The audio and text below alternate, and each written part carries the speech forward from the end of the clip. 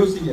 வீட்டு வரியா இருக்கட்டும், மின்சார வரி நீங்க எல்லாம் கட்டும் போது யோசிச்சு பாருங்க. நீங்கள் டெய்லி உங்களால நிம்மதியா தூங்க முடியுது, உங்க பிள்ளைகளை நம்பி யார்ட்டையாவது விட்டுட்டு போக முடியுது, ஏதாவது ஒரு சூழல் இருக்கா சொல்லுங்க பார்ப்போம். சோ இந்த சூழலை மாற்றணும் அப்படின்னாக்கா, இந்த காசு வாங்கிட்டு நீங்க ஓட்டு போடுறீங்கன்னாக்கா தயவு செஞ்சு இந்த முறை அந்த தவறை செய்யாது. அது நம்ம பணம் தானே சொல்லும் பொழுது இங்க ரொம்ப ஒரு சிக்கல் இருக்கு. அதை காசை கொடுத்ததுக்கு அப்புறம் அதிகாரத்தோட உங்களை மிரட்டுவான். அதுக்கப்புறம் உங்களை அடக்குமுறைக்கு உள்ளாக்குவான். தயவு செஞ்சு இந்த காசை வாங்கிட்டு ஓட்டு போடுறத மறந்துருங்க. நீங்க ஒரு 1000க்கு 2000க்கு நீங்க ஆசைப்பட்டு வாங்கிட்டு பல ஆயிரம் கல்லறைகளை தொடர்ச்சியாக நம்ம தமிழ்நாட்டில் உருவாக்கி கொண்டே இருக்கிறோம். அவன் காசு கொண்டு வந்து கொடுக்குறானாக்கா உனக்கு எங்க இருந்து அவங்க இந்த காசை கேளுங்க. முதல் கேள்வி, இந்த காசை கொடுத்து இத்தனை வருஷம் எங்களை நாசம் பண்ணி எங்களுக்கான பொருளாதாரம் என்ன மேம்பட்டுன்னு கேளுங்க.